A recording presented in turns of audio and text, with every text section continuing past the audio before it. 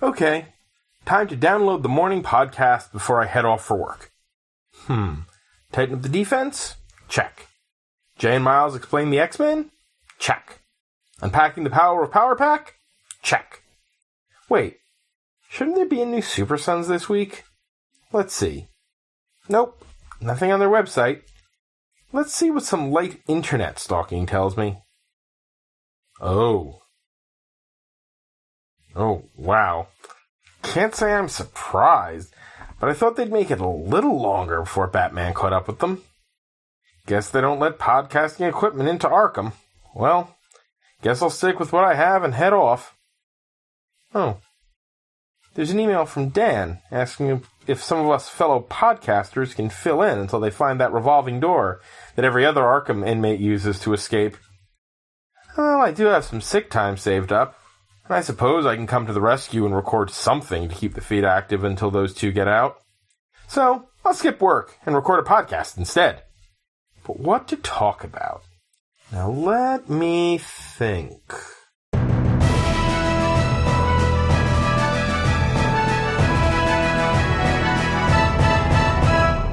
Hi everyone, and welcome to Supersons, the podcast that helps make the complex continuity of the DC Universe a little easier for fans new and old. In case you're new to the show, or regular and confused by my voice, I am neither of your regular hosts, Dan and Jake. I am, instead, Matt Lazowitz. I use he, him, his pronouns, and am senior contributing writer to WMQcomics.com and co-host of our weekly interview show, WMQ&A, with site editor-in-chief and my longtime best friend, Dan Grote. Unfortunately, Dan has fallen down the Disney Plus rabbit hole and won't be joining me today, so instead I have a very special co-host, my wife, and decidedly better half, Amber Lazowitz. Say hi to the folks at home, hon. How did you talk me into this again? Because you love me? I do, but no. Because I promised you sushi for dinner afterwards. There we go. Hi, I'm Amber, arts administrator by day, nerd and foodie by night. I use she, her, hers pronouns. Now, Amber, you're not really a comics person, right? But you have watched bits and pieces of the Arrowverse with me over the years. Oh yeah, I like Archie comics, and I've read plenty of Neil Gaiman, and I do still watch The Flash with you every week, even though half the characters drive me insane, and you spend every episode now asking when Sue Dibney is going to show up. Hey, the Dibneys are the best. But that's a whole other thing. Anyway, it'll be nice to get the opinion of someone who isn't so steeped in what my co-host Dan and I like to call the glorious comic book nonsense of it all. So in the lead-up to the big CW Crisis on Infinite Earths crossover, we're here to cover the pilot of one of the shows that will have characters taking part in that crossover. And because I am one of the internet's self-proclaimed leading authorities on Batman, I decided to take on one of the Bat-related shows. But I'm not going to take the easy route of that recent Batwoman pilot. Nope! We are instead talking about the pilot to the 2002 Birds of Prey series that ran on the WB for one season. Well, half a season, really.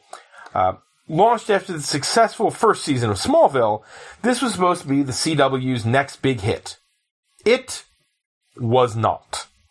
But, hey, DC wanted to raise the profile of the original comic, and so they got this then up-and-coming writer named Gail Simone to take over the book and add Huntress to the cast. So, we can thank the TV show for that. This episode, simply called Pilot, stars Huntress, a.k.a. Helena Kyle, played by Ashley Scott, the daughter of Catwoman and Batman. Helena's mother was killed by the Joker as part of his revenge against Batman, and only learned Batman was her father after her mother's death. She went on to live with Barbara Gordon, who took her in, and wants nothing to do with the Wayne fortune.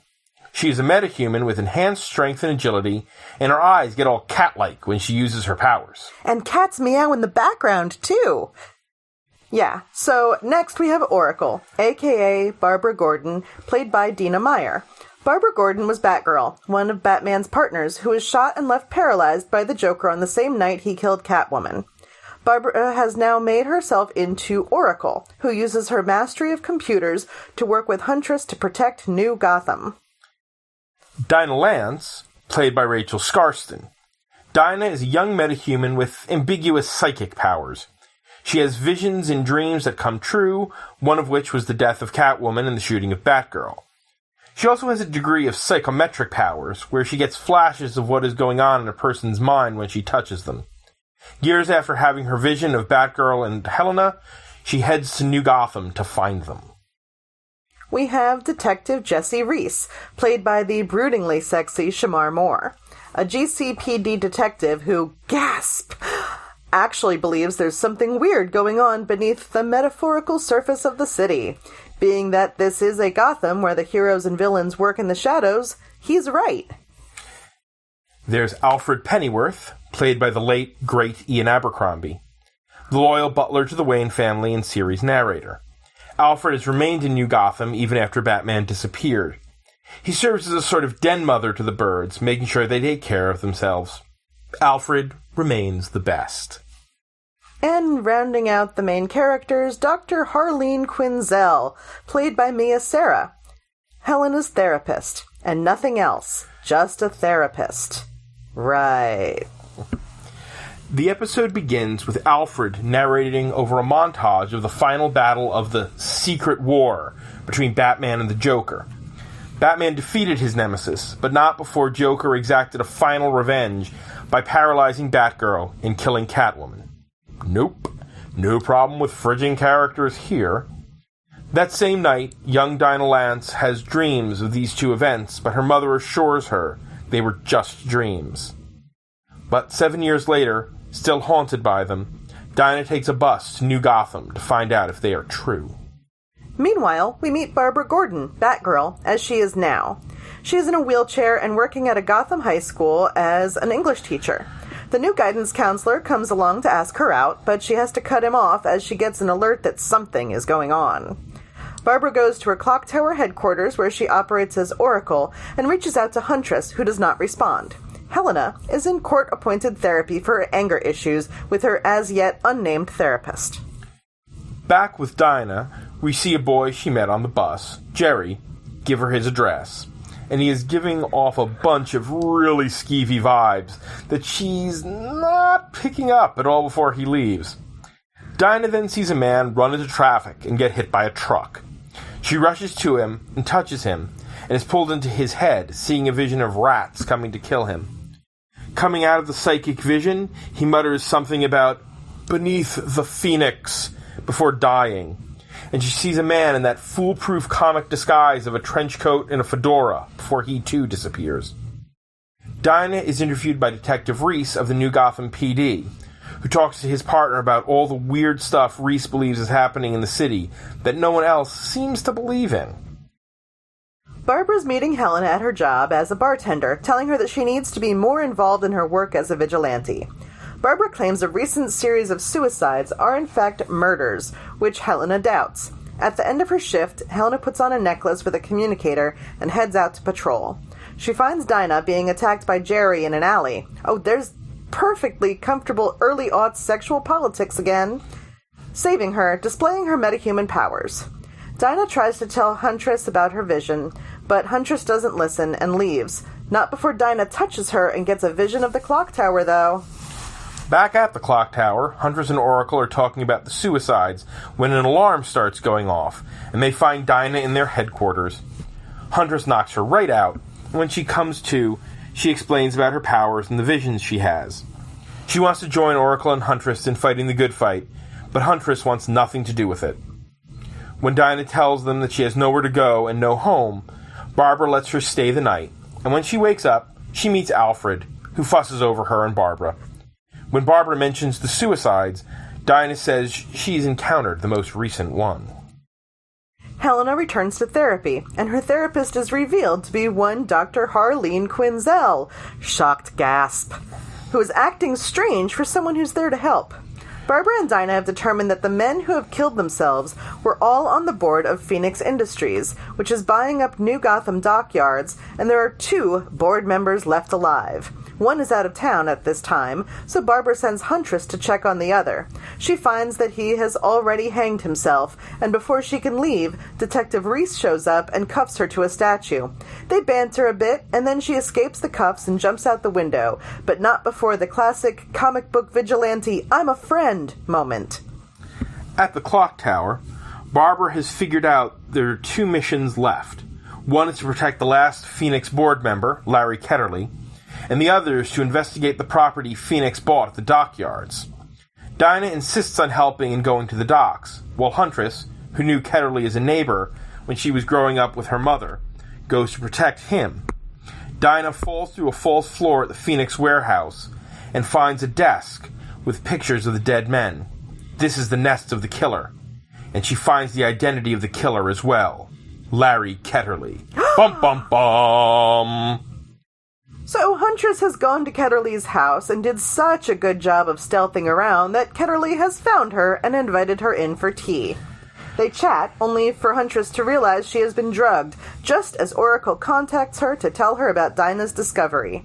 Ketterly reveals that he is a metahuman who can push people to see their worst fears, and that he is a disciple of the Joker, hoping to bring chaos back to New Gotham. Barbara and Dinah arrive just in time to find Helena holding a knife to her own chest. Ketterly's influencing her to commit suicide. Barbara knocks out Ketterly with a throwing disc, and Dinah takes Barbara and Helena's hands, pulling herself and Barbara into Helena's mind to help free her from Ketterly's influence. Helena's greatest fear and regret is the death of her mother, and feeling she failed to save her. Barbara, now walking in her Batgirl costume inside the Mindscape, gives her a speech about how they need to be together and to save each other. And Helena breaks Ketterly's control, just for Ketterly to attack. He's back in her mind, and he takes away Barbara's ability to walk, trying to break her. Huntress intervenes, and the 2 fight. Huntress kills Ketterly on the psychic plane, and when they return to reality, he is catatonic, his mind destroyed.